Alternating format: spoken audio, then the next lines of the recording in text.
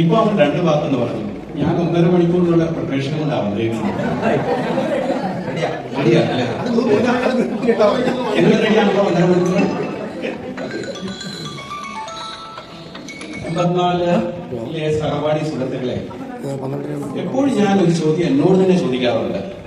എന്തുകൊണ്ടാണ് ഈ ഒരുമിച്ചിരിക്കാൻ ഓർമ്മ കണലിൽ ഒരു വ്യത്യസ്തമായ സഹപാഠികളുടെ ഗ്രൂപ്പ് ആയത്? എനിക്ക് പല സഹപാഠി ഗ്രൂപ്പുകളുണ്ട്, അതേപോലെ നിങ്ങൾക്കും ഉണ്ടാവില്ല. അതിലൊരു ഒരു കാര്യം എനിക്ക് മനസ്സിലായത്, ഇതിന്റെ വ്യത്യസ്തത നമ്മൾ തന്നെയാണ്. അത് നമ്മുടെ വികാരങ്ങളാണ്, നമ്മുടെ വിശ്വാസങ്ങളാണ്. അതാണ് നമ്മുടെ ചെയർമാൻ എത്തോസ് ഒരു പ്രതിജ്ഞാ രൂപത്തിൽ ചൊല്ലിയത്. അത് വെറുതെ ചൊല്ലിയ ഒന്നല്ല, അത് നമ്മുടെ ഹൃദയത്തിന്റെ അടിത്തട്ടിൽ നിന്ന് വരുന്ന ഒന്നാണ്. സ്നേഹം, സാഹോദര്യം, സൗഹൃദം, സമത്വം, സഹപാഠിത്വം, ഈ മൂല്യങ്ങൾ, ഈ വിശ്വാസ പ്രമാണം എന്ന അടിത്തറയിൽ ഊന്നി നിൽക്കുന്ന ഒന്നാണ് നമ്മുടെ ഈ കൂട്ടായ്മ. അതുകൊണ്ടാണ് ഏകദേശം കേവലം 40 ദിവസങ്ങൾക്ക് ശേഷം, സെപ്റ്റംബർ 20-ന് ശേഷമുള്ള ഒരു കൂട്ടായ്മയാണിത്. സത്യത്തിൽ ഇതിന്റെ സംഘാടകർ, എക്സിക്യൂട്ടീവ് കമ്മിറ്റി മെമ്പേഴ്സ് അവസാനം ഇന്നലെ ലിസ്റ്റ് എടുത്തപ്പോൾ 75 പേര് കൺഫേം ചെയ്തു.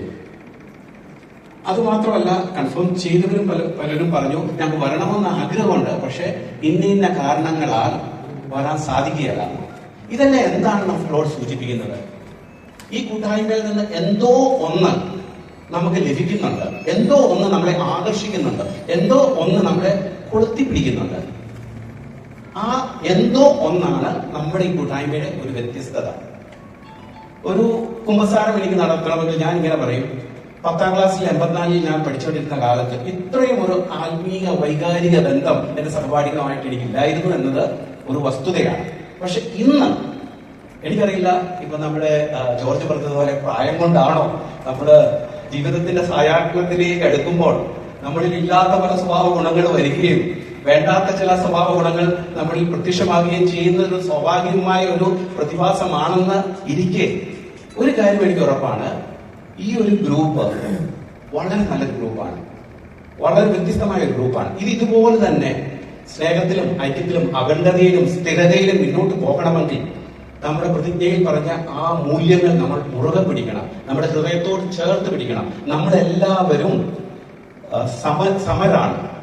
സമത്വം എന്ന ആ മൂല്യം നമ്മളിൽ ഉണ്ട്. അത് എന്നും നിലനിൽക്കണം എന്നതാണ് എന്റെ ആഗ്രഹവും ആശംസയും. നമ്മുടെ കയ്യിലെ വിരലുകൾ 5 വ്യത്യസ്തമാണെങ്കിൽ കൂടിയും ഓരോ വിരലിനും അതിൻ്റെതായ പ്രാധാന്യം ഉണ്ട്.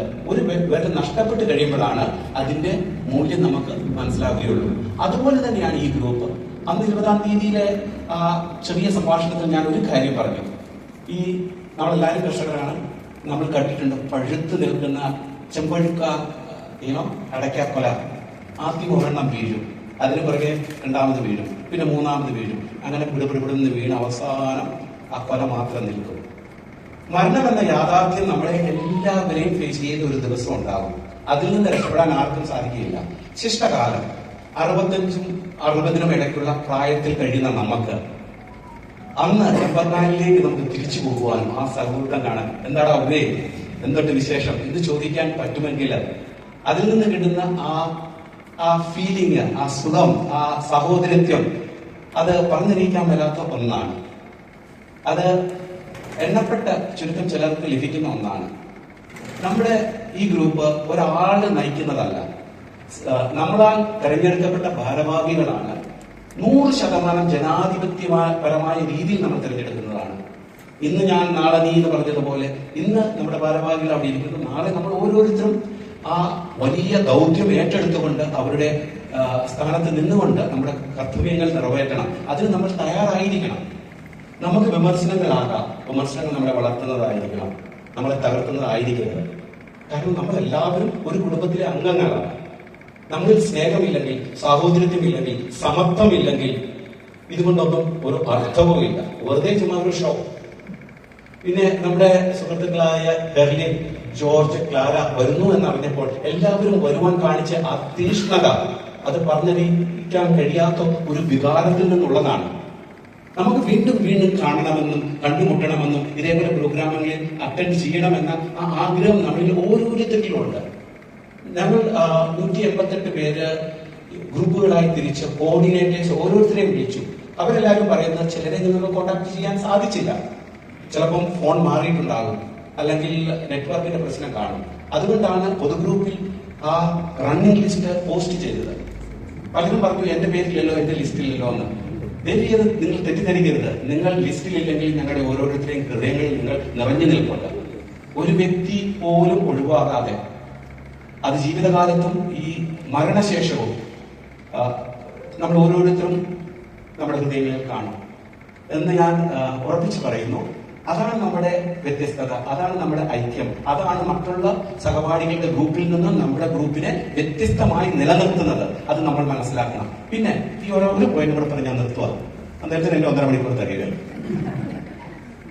അതിതാണ് ഏത് ഗ്രൂപ്പിനും ഒരു സംസ്കാരം വേണം. സംസ്കാരത്തിന്റെ ഉറവിട മൂല്യങ്ങളാണ് നമ്മുടെ പ്രതിജ്ഞയിൽ വായിച്ച മൂല്യങ്ങൾ. അതുപോലെ തന്നെ ഇമ്പോർട്ടന്റ് ആണ് സ്റ്റോറീസ്, കഥകൾ, ചരിത്രങ്ങൾ. അത് നമ്മൾക്ക് ഉണ്ടാകണം. ഓരോ ജനുവരി 4-ന്റെ കൂട്ടായ്മ സംഗമം, സെപ്റ്റംബർ 20-ന്റെ, ഇന്ന് നവംബർ 1-ന്റെ, ഇതെല്ലാം നമ്മുടെ മനസ്സിന്റെ അടിത്തട്ടിൽ ഇത് കിടക്കണം. അതിൽ നിന്നാണ് നമ്മളിലുള്ള ഒരു ബോണ്ടിങ്, ഒരു ബന്ധം ഉരുത്തിരിയുന്ന. നല്ല ബന്ധങ്ങളുടെ അടിസ്ഥാനം നല്ല കമ്മ്യൂണിക്കേഷനാണ്, നല്ല സംസർഗമാണ്. അതുകൊണ്ടാണ് ഈ കോർഡിനേറ്റേഴ്സ് നിങ്ങളെ വിളിച്ചത് വരാൻ വേണ്ടി മാത്രമല്ല വിളിച്ചത്. ഇതെല്ലാം ഒരു കാരണമാണ്. പരസ്പരം ബന്ധപ്പെടുവാനും ആശയവിനിമയം നടത്തുവാനുമുള്ള ഓരോ കാരണങ്ങളാണ്.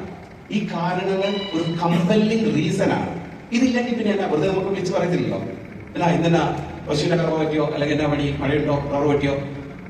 അതൊക്കെ ഓഫ്കോഴ്സ് നമ്മുടെ ദൈനംദിന ജീവിതചര്യകളാണ്.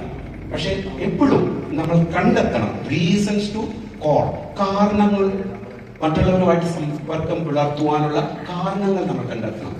അങ്ങനെയാണ് നമുക്ക് നല്ല ഉലയാത്ത ബന്ധങ്ങൾ നമുക്ക് കെട്ടിപ്പണിയുവാനും അതുവഴി ഒരു സ്ഥിരതയോടെ ഈ ഗ്രൂപ്പിനെ മുന്നോട്ട് നയിക്കുവാൻ സാധിക്കുകയുള്ളൂ. നമുക്കൊരു സ്റ്റോറി വേണം, ഒരു കഥ വേണം. നമ്മൾ ആ കഥയിലെ എല്ലാവരും ഓരോരുത്തരും അഭിമാനപൂരിതരായിരിക്കണം, അഭിമാനിക്കുന്നവരായിരിക്കണം. കാരണം നമ്മുടെ ഈ കൂട്ടായ്മ നമ്മുടെ ജീവിത പങ്കാളിയും നമ്മുടെ മക്കളും അഭിമാനത്തോടെ കാണുന്ന ഒന്നായിരിക്കണം. അതിൽ നിന്ന് നീ പോകണ്ട, അവിടെ എന്താ നടക്കുന്നത്, കുറെ കള്ളുകൂടി, കുറെ അങ്ങോട്ടും ഇങ്ങോട്ടും കുറ്റം പറച്ചില്, അല്ലെങ്കിൽ